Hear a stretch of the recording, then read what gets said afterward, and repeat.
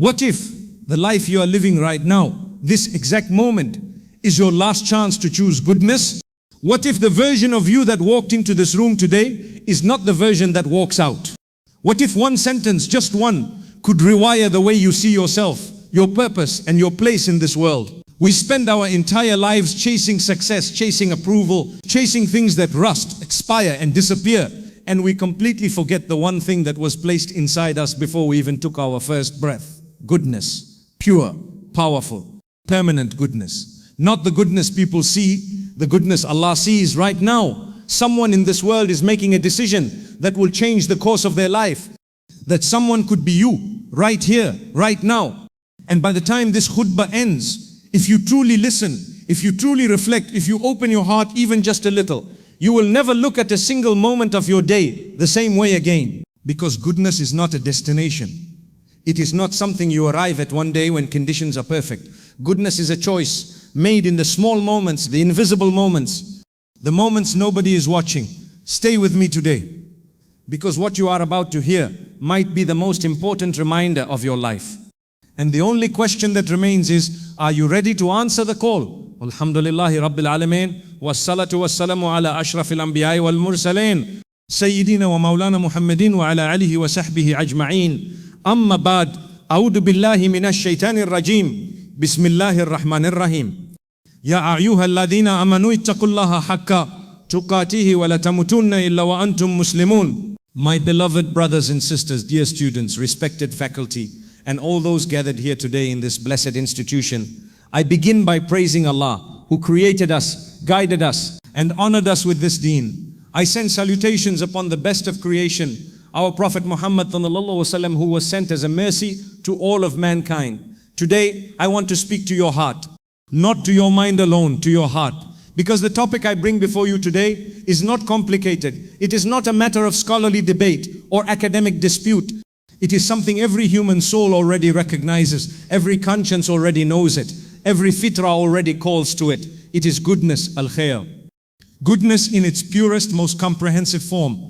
We are living in a world that is drowning in noise. Everywhere you look, chaos, confusion, contradiction. Social media tells you to be bold, be viral, be loud. The culture around us rewards arrogance and punishes humility. Success is measured in followers, not in character. Popularity is mistaken for righteousness.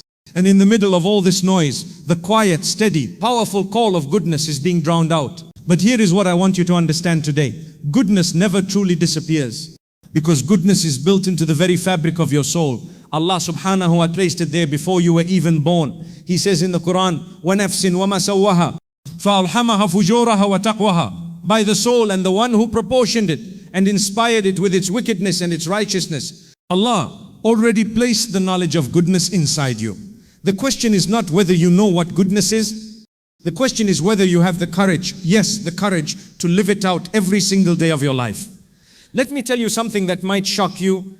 The first thing I want you to understand is this. Do not underestimate the power of a small good deed. We have been conditioned by this world to think that if something isn't grand, it doesn't count. If it isn't seen by thousands, it has no value. If it doesn't trend online, it didn't happen. But Allah's accounting system is entirely different from the world's accounting system. The Prophet ﷺ said, do not consider any act of goodness as insignificant, even meeting your brother with a cheerful face. Subhanallah, a cheerful face, that's it, that's a deed. That's an act of worship. When was the last time you walked into your home, tired, stressed, overwhelmed, and you still chose to wear a smile for your family? When was the last time you sent a message to check on someone who was struggling? When was the last time you picked something harmful off the road so no one would be hurt? These are not small things in the sight of Allah. These are the very things that could tip your scale on the day of judgment. The Prophet ﷺ told us about a woman who entered hellfire because of a cat she caged and left to die. She wasn't a murderer. She wasn't a criminal. She simply neglected one small act of mercy. And he ﷺ also told us about a man who gave water to a thirsty dog, and Allah forgave all his sins because of that one act. One act. Never look at a good deed and say, it's too small to matter. In the sight of Allah, no goodness is wasted, not even an atom's weight of it. Now let me address something that many of us have forgotten. And I say this with love, but with absolute clarity. Character. Your character, the way you treat people, this is the heart of Islam. This is what distinguishes a true believer from someone who merely performs the rituals of belief. The Prophet Muhammad sallallahu alaihi wasallam, the greatest human being to ever walk this earth, when Aisha radiyallahu anha was asked about his character, she didn't list his miracles. She didn't describe his leadership. She said simply, Kana khuluquhul Quran. His character was the Quran. He was the living, breathing embodiment of goodness.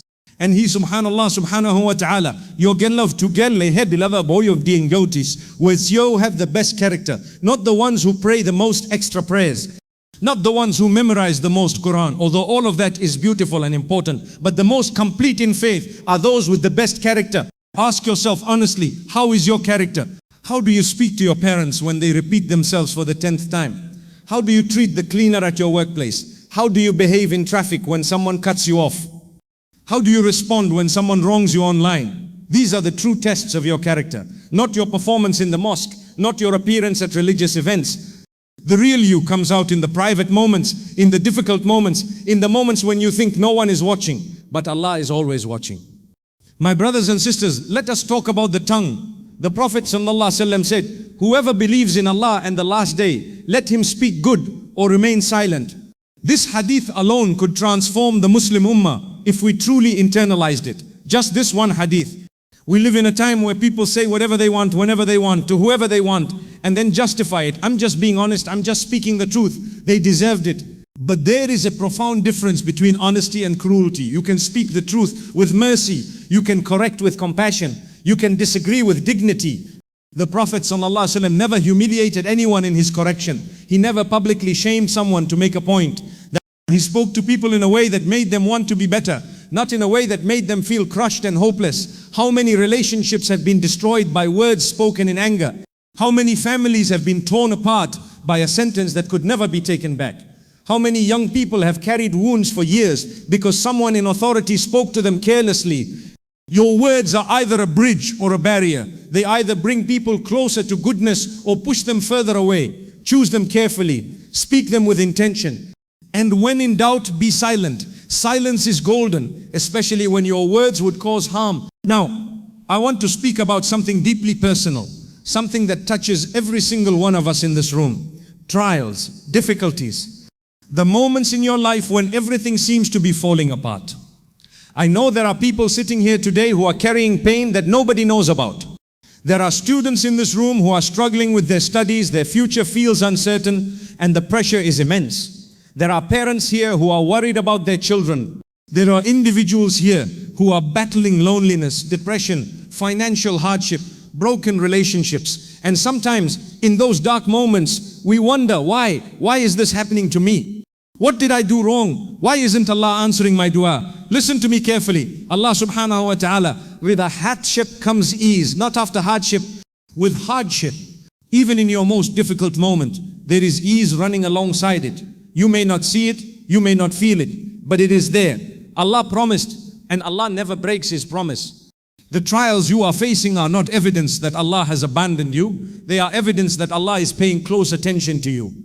The Prophet ﷺ said that the greater the trial, the greater the reward. And Allah only gives great trials to those He loves greatly. Yusuf ﷺ was thrown into a well by his own brothers. That same well became the beginning of his journey to the throne of Egypt. What felt like destruction was actually divine direction. Your pain has a purpose. Your struggle has a destination. And the destination is always better than where you started, if you hold on to goodness through the journey. I want to speak now to every person here who has influence, and that is every single one of you. Because whether you realize it or not, you are someone's example.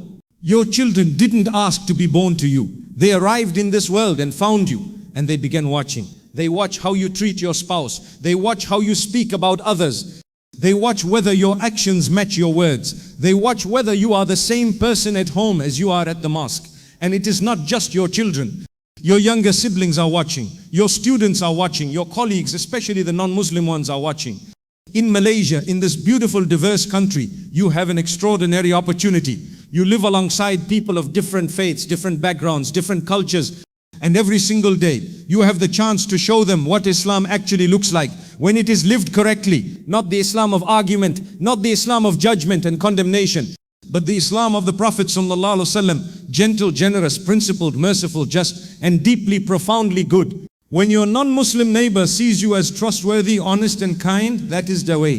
When your non-Muslim colleague sees how you handle difficulty with patience and grace, that is the way. You don't always need to give a lecture. Sometimes your life is the lecture.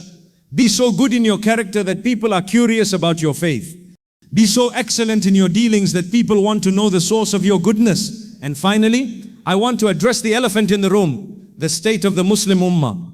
We look around the world and we see the suffering of Muslims and our hearts break. We feel anger, we feel sadness, we feel helplessness.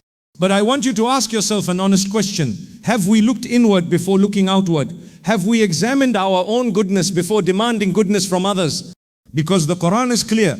Allah subhanahu wa ta'ala, يُغَيِّرُ مَا بِكُمٍ حَتَّى يُغَيِّرُ مَا بِأَنفُسِهِمْ. Indeed, Allah will not change the condition of a people until they change what is within themselves. The revival of this ummah, the strength, the dignity, the honor that we all long for, it begins here. In this room, in your heart, in the decision you make when you leave this khutbah today. Will you return to goodness, not the goodness of public performance? Not the goodness that only appears when cameras are around or when people are watching, but the deep, sincere, consistent goodness that flows from a heart connected to Allah, in private, in public, in ease, in hardship, with friends, with enemies, with the powerful and with the powerless.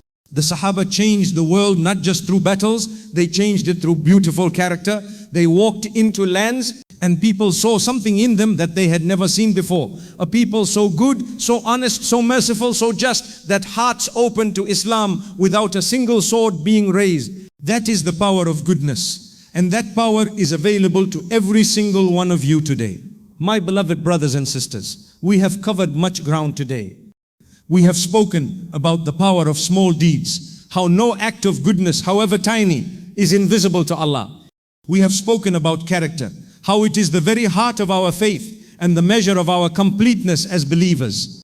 We have spoken about the tongue and the responsibility we carry in every word we utter. We have spoken about trials and how they are not punishment but preparation for something greater that Allah has planned for you. We have spoken about influence and how you are a living example of Islam, whether you accept that responsibility or not. And we have spoken about the Ummah and how its revival begins not in the halls of power, but in the heart of every individual Muslim who decides to return to goodness. The call to goodness is not a burden, it is an invitation. It is Allah calling you back to the best version of yourself, the version He created you to be before the world complicated you, before the noise confused you, before the pain hardened you. Answer that call. Answer it today. Answer it in the small moments. Answer it when it's difficult. Answer it especially when no one is watching, because the day will come, and it will come for every single one of us, when we stand before Allah, and the only thing that will matter is not our degrees, not our wealth, not our social standing, not our number of followers, but the goodness we chose to live out every single day of this brief, precious life. May Allah make us among the people of goodness. May He make goodness our identity, our character, our legacy, and our passport to His eternal mercy. May He forgive our shortcomings, strengthen our resolve, and keep our hearts connected to Him through every storm and every season. رَبَّنَا آتِنَا فِي الدُّنْيَا حَسَنَةً وَفِي الْآخِرَةِ حَسَنَةً وَقِنَا عَذَابَ النَّارِ سُبْحَانَ رَبِّكَ رَبِّ الْعِزَّةِ عَمَّا يَصِفُونَ وَسَلَامٌ عَلَى الْمُرْسَلِينَ وَالْحَمْدُ لِلَّهِ رَبِّ الْعَالَمِينَ.